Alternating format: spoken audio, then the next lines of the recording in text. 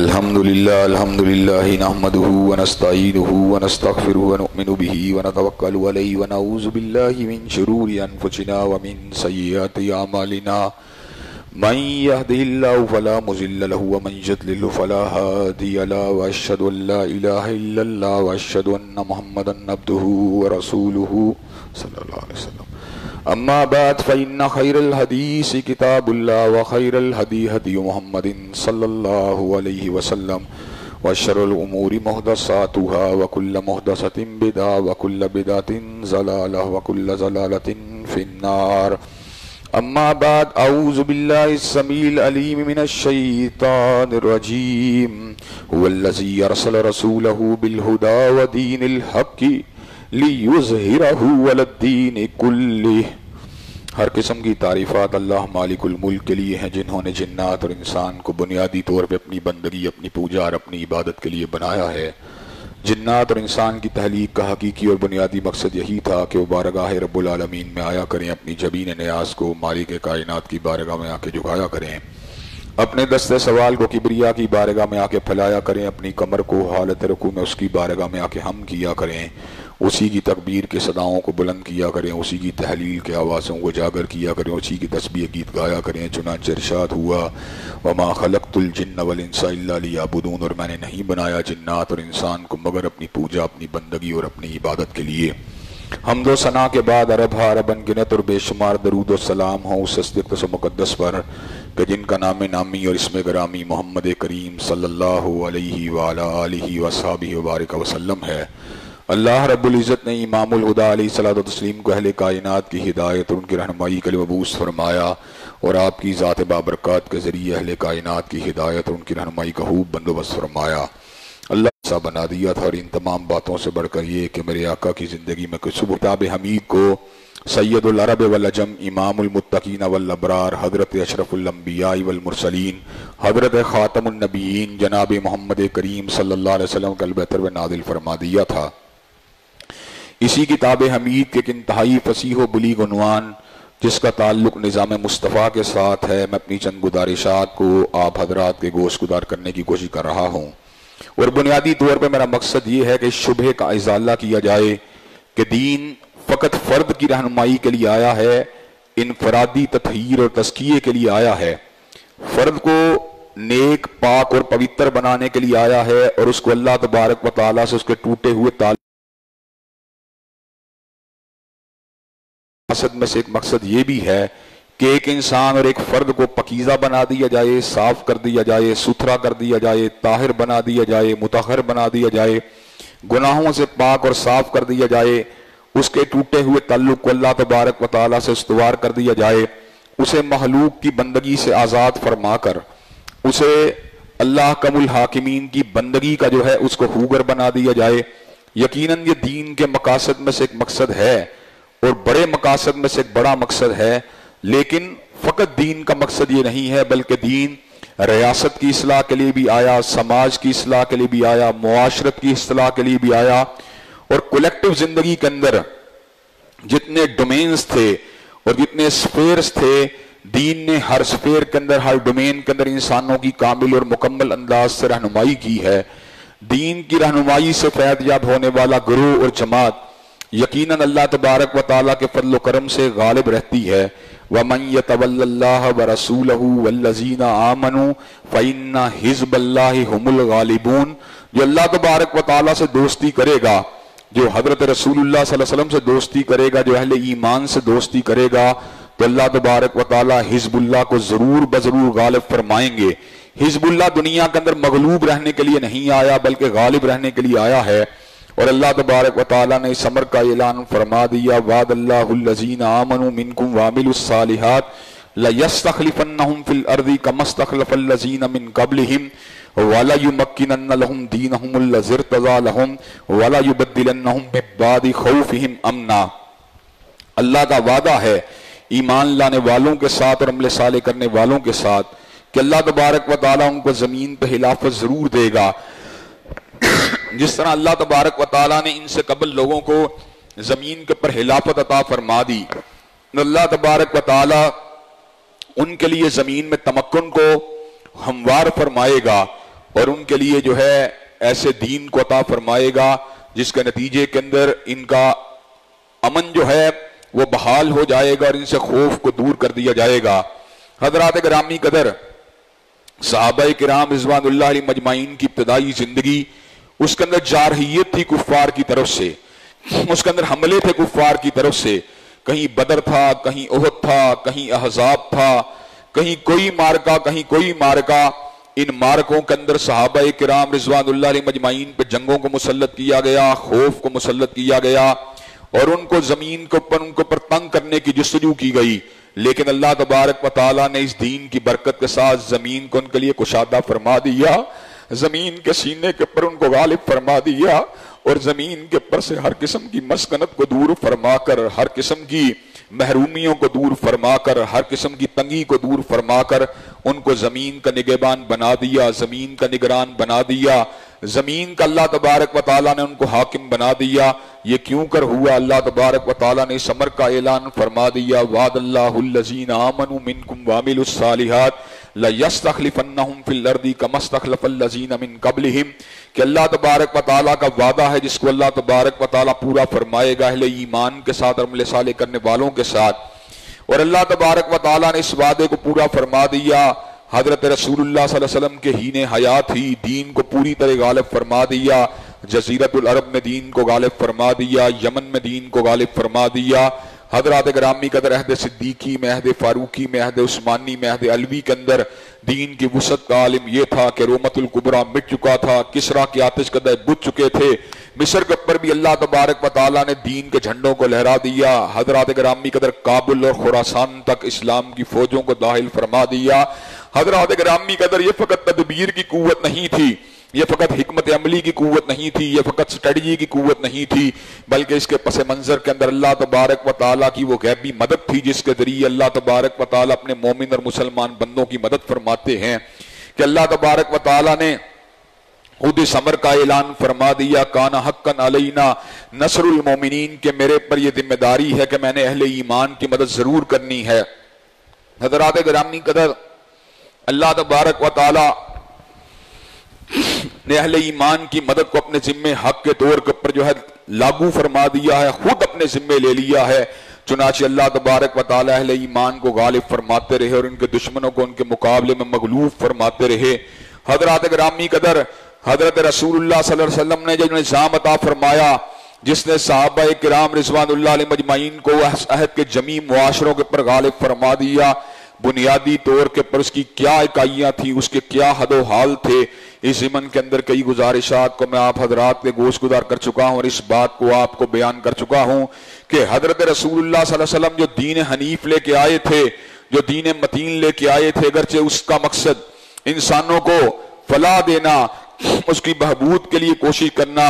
اور ان کے لیے جتنے مسائل تھے ان کو ختم کرنا تھا، لیکن اس دین قیم کی بنیاد جو تھی مالک کائنات کا عقیدہ، مالک کائنات کی وحدانیت اور اس کی یکتائی کے اوپر، اس کی تنہائی کے اوپر، اس کی احدیت کے اوپر،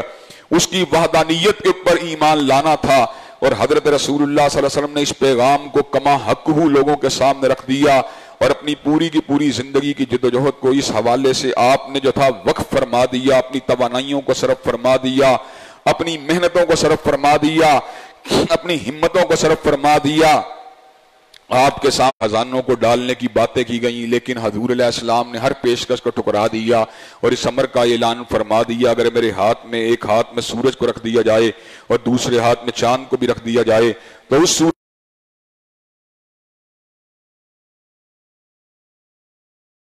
حریص کے ساتھ ساتھ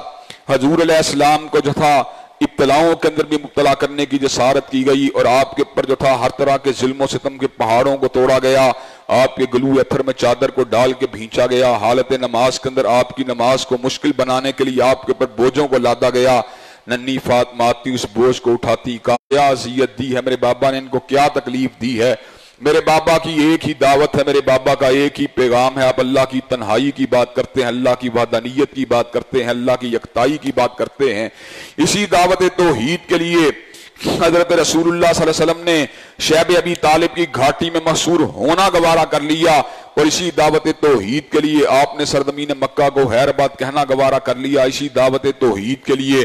حضور علیہ السلام نے 54 برس کی عمر کے اندر تلوار کو اٹھا لیا, تلوار کو چلا دیا. حضرات گرامی قدر بزرگی کی اس عمر کے اندر آپ نے تلوار کو چلا کر اس بات کو ثابت کر لیا کہ کئی مرتبہ دین کے لیے تیروں کو بھی چلانا پڑتا ہے, تلواروں کو بھی چلانا پڑتا ہے, نیزوں کو بھی چلانا پڑتا ہے. حضرات گرامی قدر اللہ تبارک و تعالیٰ کی وحدانیت کے بعد حضرت رسول اللہ صلی اللہ علیہ وسلم نے مومنوں کو ایک بھائی چارے کے اندر پرو دیا اور ان کو یہ سبق سمجھا دیا, تمہاری محبت, تمہاری نسبت جو ہے ایک دوسرے کے ساتھ علاقے کی وجہ سے نہیں ہے, قبیلے کی وجہ سے نہیں ہے, کنبے کی وجہ سے نہیں ہے, بلکہ تم ایک دوسرے کے ساتھ جڑے ہوئے ہو, پیوست ہو, تو رشتہ دینی کی وجہ سے پیوست ہو, رشتہ اخوت کی وجہ سے پیوست ہو. حضرات گرامی قدر حضرت رسول اللہ نے ان کو اس بات کو سمجھا دیا, انما المومنون اخوہ, کہ بے شک مومن آپس میں بھائی بھائی ہیں. اور شاعر کے اس فرمان کو زندہ و تبندہ کر کے دکھلا دیا کہ اخوت اس کو کہتے ہیں, چبھے کانٹا جو کابل میں تو ہندوستان کا ہر پیر و جواں بےتاب ہو جائے. حضرات گرامی قدر اس رشتہ اخوت جس کی بنیاد عقیدہ توحید تھا, اس نے مومنوں کو ایک کڑی زنجیر کی, ایک کڑی کی طرح آپس میں پرو کے رکھ دیا, زنجیر کی کڑیوں کی طرح مومن و مسلمان آپس میں مل گئے. اب عالم یہ تھا کہ وہ ایک جسد واحد کی مانند تھے, جسم کے کسی ایک حصے میں ضرب لگتی تھی تو پورا حصہ اس کی درد کو محسوس کرتا تھا. حضرات گرامی قدر آپ اس بات کو اچھی طرح سمجھ سکتے ہیں, اگر میرے پاؤں کے اندر کوئی چوٹ لگ جائے تو میرا پورا کا پورا جسم بےتاب ہوگا, میری آنکھ میں چمک ہو تو میرا پورا کا پورا جسم بےتاب ہوگا, میرے ہاتھ کے اوپر کوئی چوٹ لگ جائے میرا پورا کا پورا جسم اس کی درد کو محسوس کرے گا. حضرات گرامی قدر اس درد مندی نے مسلمانوں کو کائنات کی سپر طاقتوں کے سامنے بنیان مرصوص کی طرح کھڑے فرما دیا, شیشہ پلائی ہوئی دیوار کی طرح کھڑے فرما دیا, اور مومنوں کو ایسی طاقت دی اور مومنوں کو ایسے رشتہ اخوت کے اندر پرو دیا جس رشتے کا کوئی تصور بھی موجود نہیں تھا. حتیٰ کہ رستم کو ایسے الفاظ کہنے پڑے جن کو میں ڈیلیوٹ کر کے, تھوڑا سا ان کی گریوٹی کو کم کر کے, تھوڑا سے ان کی کثافت کو کم کر کے آپ حضرات کے سامنے بیان کروں گا. جس وقت مسلمان جو تھے نہ صف بندی کو کر رہے تھے تو ایسے عالم کے اندر رستم نے الفاظ کہے تو کیا کہے, اس نے کہا یوں محسوس ہوتا ہے مسلمانوں کا امیر عمر میرے کلیجے کو چبا رہا ہے, وہ سب بندی کی آڑ کے اندر وحشی جانوروں کو منظم کر رہا ہے. حضرات گرامی قدر صحابہ کرام رضوان اللہ علیہ مجمعین جب سب بندی فرماتے تھے, حالت نماز میں ہوں یا حالت جہاد میں ہوں, تو یہ بات پوری ہوتے ہوئے نظر آتی تھی. ایک ہی سب میں کھڑے ہو گئے محمود و ایاز, نہ کوئی بندہ رہا نہ کوئی بندہ نواز. حضرات گرامی قدر اونچ نیچ کے فرق کو مٹا دیا, کالے گھورے کے فرق کو مٹا دیا, سرخ و سفید کے فرق کو مٹا دیا, بھورے پیلے کے فرق کو مٹا دیا, سب کو ایک بنیان مرصوص کے اندر پرو کے رکھ دیا. اور حضرات گرامی قدر جب یہ حلقہ بن گیا, جب یہ جمعیت بن گئی, جب یہ گروہ بن گیا, جب یہ حزب بن گیا, تو پھر ان کو ایک نصاب بھی ودیت فرما دیا. اللہ تبارک و تعالیٰ کا قرآن اس نصاب کا پہلا حصہ تھا جس کی آیات بینات کے اوپر غور کر کے, جس کی آیات بینات کے اوپر تدبر کر کے انسان کے سینے کی گرہیں کھل جاتی ہیں, اس کا شعور روشن ہو جاتا ہے, اس کی معافی ضمیر کی الجھنیں دور ہو جاتی ہیں, اس کو روشنی کا ایک منبع مل جاتا ہے. حضرات گرامی قدر اس کے نتیجے کے اندر اس کی نفسیاتی محرومیاں, اس کی روحانی محرومیاں, اس کے جتنے عارضے ہیں سارے کے سارے اللہ تبارک و تعالیٰ دور فرما دیتے ہیں. میں زندگی کے اندر کئی مرتبہ مختلف عوارض کا شکار ہوا, کئی مرتبہ مختلف نفسیاتی اور روحانی بیماریوں کا شکار ہوا. حضرات گرامی قدر بالکل جوانی کے عالم کے اندر جس وقت میں پہلی مرتبہ روحانی عارضے کا شکار ہوا, اس وقت مجھ کو روحانیت کے اثرات کا پتہ نہیں تھا, کلام اللہ کی تاثیر کا پتہ نہیں تھا, ذکر الہی کے اثر انگیزی کا پتہ نہیں تھا. چنانچہ میں سائیکالوجسٹوں کے پاس بھی گیا, نفسیات دانوں کے پاس بھی گیا, جنہوں نے ڈایازپام کی گولیاں دے کے مجھے سلانے کی کوشش کی. لیکن حضرات گرامی قدر مجھے بیداری اگر ملی, مجھے امن اگر ملا, مجھے سکون اگر ملا, مجھے چین اگر ملا تو کلام اللہ کی آیات کے اندر ملا. اس کے بعد بھی مختلف ادوار کے اندر کئی مرتبہ ایسے مرحلے آتے رہے, کئی ایسی تکالیف آتی رہی جن کا مقابلہ اللہ تبارک و تعالیٰ کے فضل و کرم سے, اس کی خاص عطا سے, کلام اللہ کی تلاوت سے ہوتا رہا, اس کے پر غور و فکر سے ہوتا رہا, اس کے پر تدبر سے ہوتا رہا. قرآن مجید کے الفاظ جو ہیں وہ اکثیر ہیں, قرآن مجید کے الفاظ جو ہیں وہ شافی ہیں, قرآن مجید کے الفاظ جو ہیں وہ کافی ہیں, اور اس کا مطالب جو ہے اس کے اندر ہے۔ حضرات گرامی قدر کیسی دلچسپ کتاب ہے، کیسی اثر انگیز کتاب ہے، کیسی برگزیدہ کتاب ہے، کیسی اونچی کتاب ہے کہ الفاظ میں شفا ہے اور معنی کے اندر پیغام ہے، الفاظ کے اندر اکسیر ہے اور معنی کے اندر بے نشات انگیز ہے ساکی۔ حضرات گرامی قدر قرآن مجید کو نصاب کی حیثیت سے حضرت رسول اللہ صلی اللہ علیہ وسلم، حضرات گرامی قدر اس کے ساتھ ساتھ سنت نبوی شریف اور حدیث طیبہ کو بھی حضرت رسول اللہ صلی اللہ علیہ وسلم نے نصاب کے دوسرے حصے کے طور پہ صحابہ کرام کو تفویض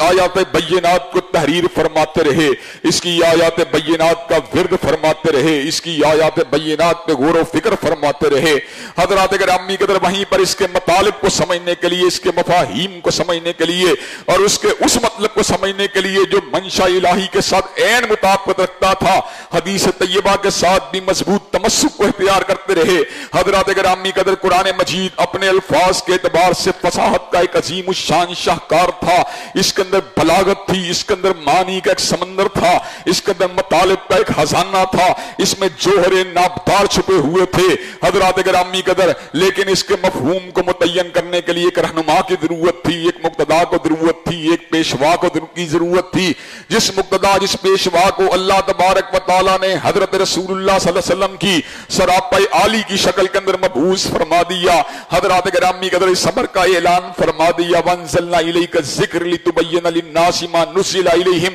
ہم نے آپ کے اوپر ذکر کا نزول فرما دیا تاکہ آپ اس کے مفہوم کو لوگوں کے سامنے واضح کر کے رکھ دیں۔ حضرات گرامی قدر اس کا مفہوم جو تھا مجرد حیثیت کے اندر عقل انسانی اس کا مکمل طور پہ احاطہ نہیں کر سکتی تھی جب تک حضور علیہ السلام کی رہنمائی اس کے ساتھ انٹیگریٹڈ نہ ہوتی۔ حضور کی رہنمائی کے مل جانے کے ساتھ اس کے معنی جو تھے ایک ایسی حیثیت کو اختیار کر جاتے تھے جس کے اندر دستور، قانون اور آئین کی ایک حیثیت پیدا ہو جاتی تھی۔ اور حضرات گرامی قدر جب محدث بات کرتا ہے تو حدیث ہوتی ہے، مفسر بات کرتا ہے تفسیر ہوتی ہے، جس وقت مجدد بات کرتا ہے تجدید ہوتی ہے، مجتہد بات کرتا ہے اجتہاد ہوتا ہے، نثر نگار بات کرتا ہے نثر ہوتی ہے، کالم نگار بات کرتا ہے کالم ہوتا ہے، فلسفی بات کرتا ہے فلسفہ ہوتا ہے، اداریہ نویس بات کرتا ہے اداریہ ہوتا ہے، مقرر بات کرتا ہے تقریر ہوتی ہے، ادیب بات کرتا ہے ہدابت ہوتی ہے، صحافی بات کرتا ہے صحافت ہوتی ہے، ابلاغ کا ماہر بات کرتا ہے ابلاغ ہوتا ہے۔ حضرات گرامی قدر لیکن حضور کو یہ شرف عظیم حاصل ہوا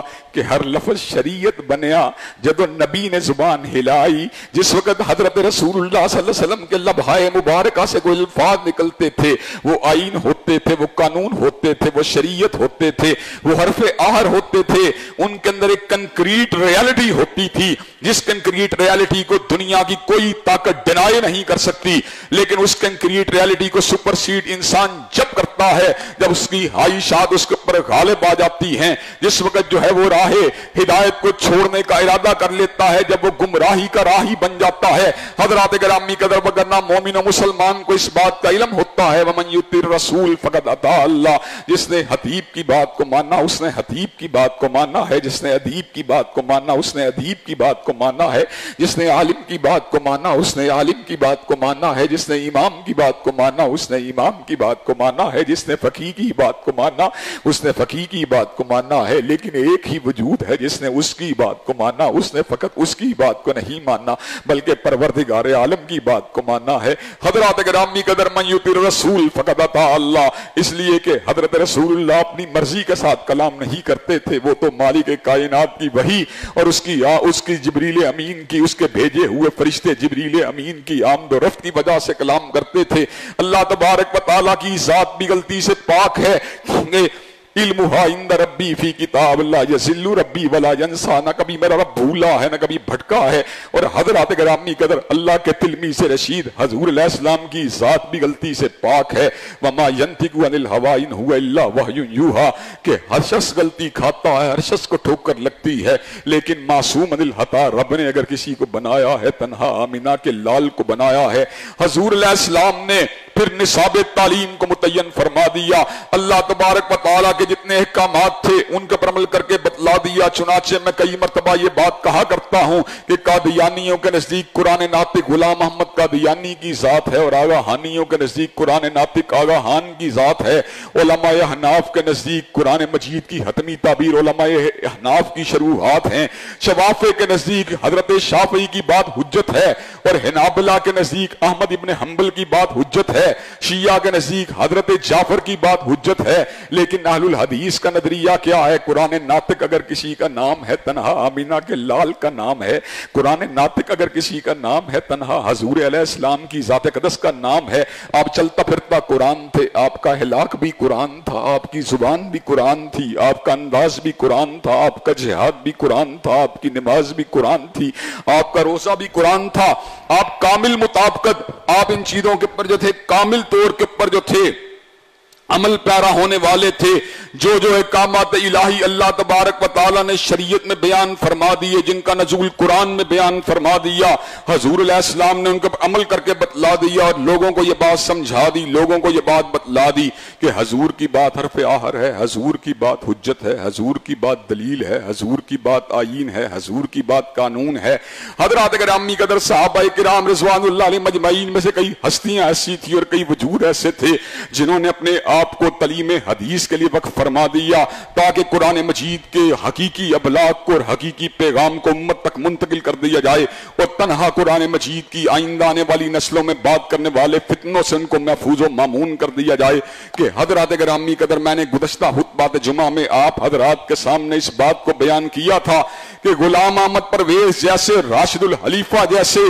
اور اس قسم کے دیگر جو تھے، عبداللہ چکڑالوی جیسے وجود ایسے سامنے آئے جنہوں نے تنہا قرآن کی بات کی، حدیث طیبہ کو جھٹلا دیا، حدیث کی تکذیب کی۔ اور حضرات گرامی کا پھر عالم یہ تھا کہ ان کو اس بات کا بھی علم نہیں تھا کہ نماز کو کیسے ادا کرنا ہے، نماز کی رکعتیں کتنی ہوتی ہیں، روزے کو کیسے رکھنا ہے، اور حج کو کن ایام میں کرنا ہے۔ حضرات گرامی کا اپنی حفت کو مٹانے کے لیے، اپنی جو تھی شرمندگی کو مٹانے کے لیے طرح طرح کے اصولوں کو وضع کیا گیا، طرح طرح کے اصولوں کو گھڑا گیا، اور یہ بات کہی گئی کہ اگر قرآن مجید کے مفہوم کو سمجھنا ہے تو اپ ڈیٹڈ مفہوم کو سمجھنے کے لیے، کنٹمپریری مفہوم کو سمجھنے کے لیے، عصری مفہوم کو سمجھنے کے لیے مرکز ملت یعنی غلام احمد پرویز کے ادارہ طلوع اسلام کے ساتھ رجوع کیا جائے۔ وہاں سے شریعت کی حقیقی تعبیر آپ کو معلوم ہو جائے گی، شریعت کا مقصد آپ کو پتہ چل جائے گا، شریعت کیا کہتی ہے اس بات کا آپ کو علم ہو جائے گا۔ حضرات گرامی قدر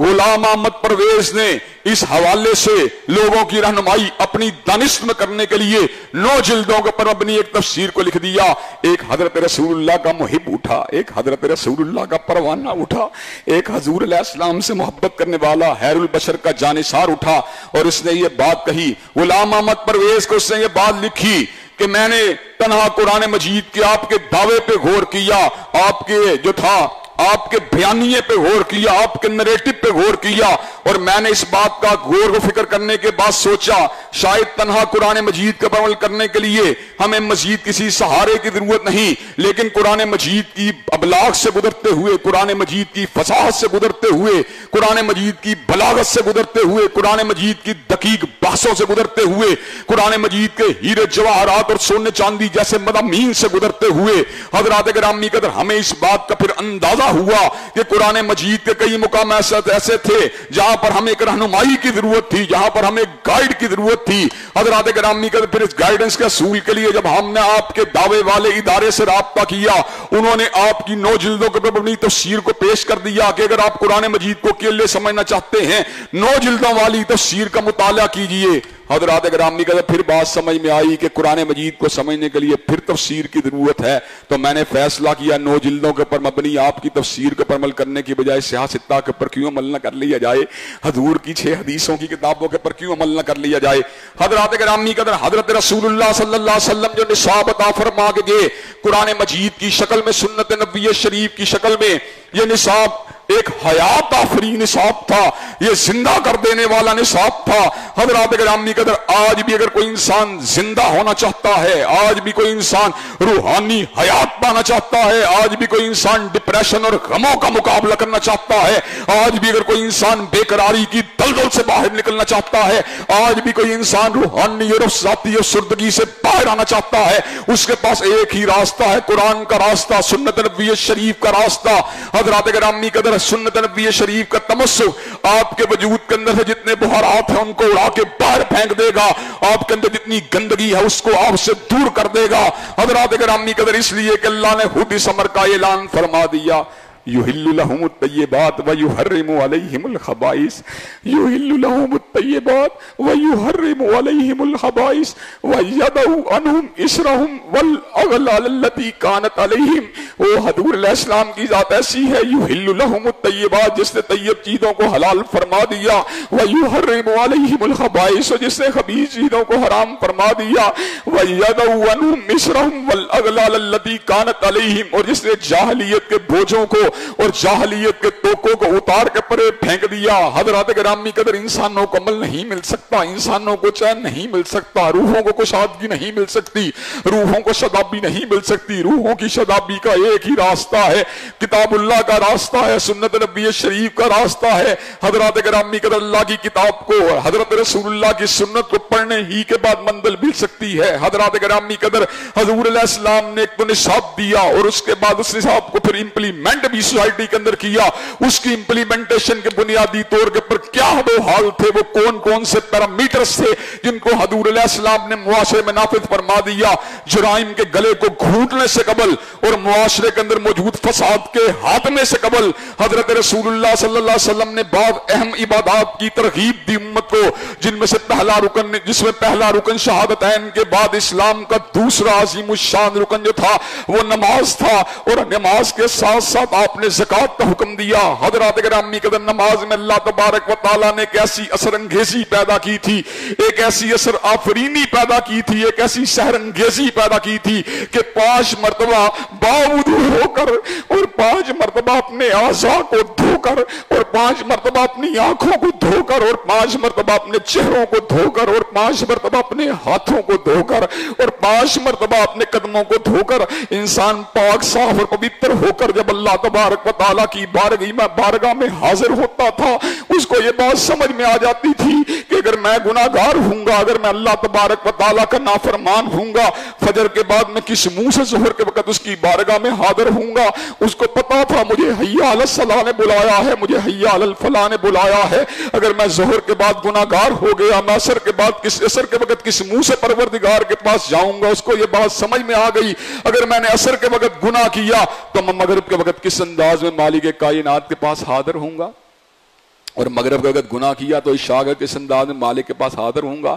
حضرات گرامی قدر یہ باتیں جب سمجھ میں آئیں تو انسان خود بہت گناہوں سے پاک ہونا شروع ہو گیا۔ حضرات گرامی قدر اسی طرح اس کو تنبیل کی بات سمجھ میں آئی کہ مال فقط سارا کا سارا میرا نہیں ہے، وَآتُوا حَقَّهُ يَوْمَ حَصَادِهِ، اس کے اندر ان لوگوں کا حق ہے جن کو اللہ تبارک و تعالیٰ نے اس مال کا حقدار بنا دیا۔ فی اموالہم حق معلوم للسائل والمحروم، کہ اللہ تبارک و تعالیٰ نے تمہارے مالوں کے اندر حق معلوم کو متعین فرما دیا، سائلین کے حق کو متعین فرما دیا، محروموں کے حق کو متعین فرما دیا۔ حضرات گرامی قدر اس ضمن کے اندر میں اس بات کو رکھ دینا چاہتا ہوں کہ نماز کی حقیقت کیا تھی، نماز کے لیے حضور علیہ السلام کی اسٹریٹجی کیا تھی، اور آپ نے قیام نماز کے لیے کس کس انداز کے اندر ایک حکمت عملی کو تیار فرما دیا، اور نظام زکوٰۃ کے لیے، خیرات کے لیے، انفاق کے لیے آپ نے کس نظام کو وضع فرما دیا کہ یہ 2 کلیدی ایسی عبادات تھیں جن کے بعد آپ نے پھر معاشرے کے بگاڑ کا علاج کیا، معاشرے کے اندر موجود حلفشار کا علاج کیا کہ حضرات گرامی قدر معاشرے کا بہت سا حلفشار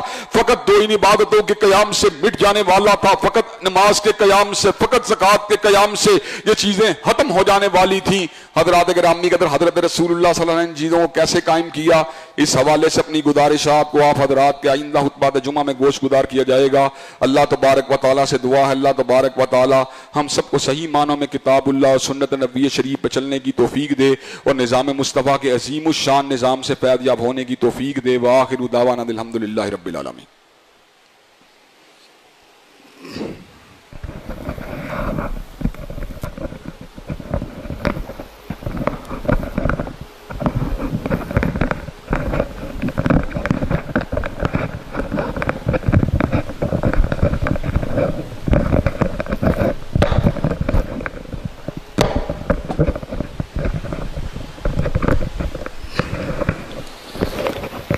الحمد للہ نحمده ونستعینه ونستغفره ونؤمن به ونتوکل علیہ ونعوذ باللہ من شرور انفسنا ومن سیئات اعمالنا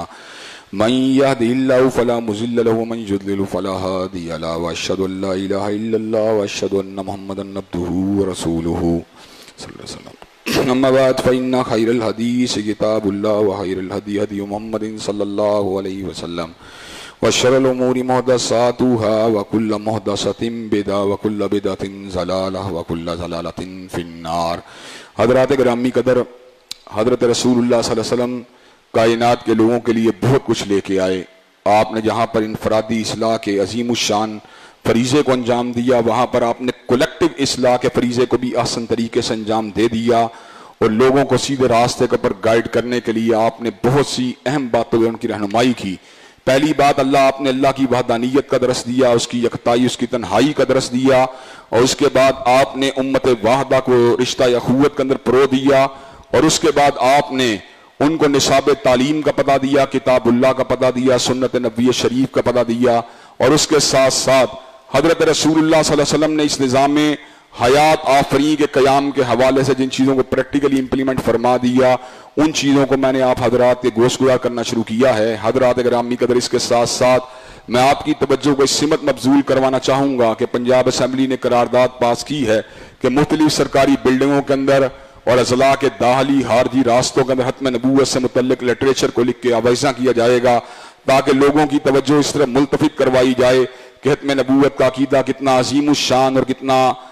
قیمتی عقیدہ ہے۔ حضرات گرامی قدر، ختم نبوت کے ساتھ تمسک کے حوالے سے چودھری پرویز الہی صاحب جو کردار ادا کر رہے ہیں، یقیناً وہ ہر اعتبار سے قابل تحسین ہیں، اور ہماری ہمدردیاں اس اعتبار سے چودھری صاحب کے ساتھ ہیں، اور ہم ان کو خراج عقیدت پیش کرتے ہیں، خراج تحسین پیش کرتے ہیں، اور جن جن لوگوں نے اس معاملے کے اندر حصہ لیا ہم ان کی بھی کامل اور مکمل تائید کرتے ہیں۔ اللہ تبارک و تعالی ہمارے ملک کو ختم نبوت کے عظیم الشان مشن کے پر گامزن فرمائے، اور جو چوکٹے ختم نبوت سے بے وفائی کرنے والے ہیں ان کے شر سے اور ان کے فتنوں سے ہم سب کو محفوظ و مامون فرمائے۔ ان اللہ یامر بالعدل والاحسان وایتاء ذی القربى وینہی عن الفحشاء والمنکر والبغی سبحان ربک رب العزۃ عما یصفون وسلام علی المرسلین والحمد للہ رب العالمین۔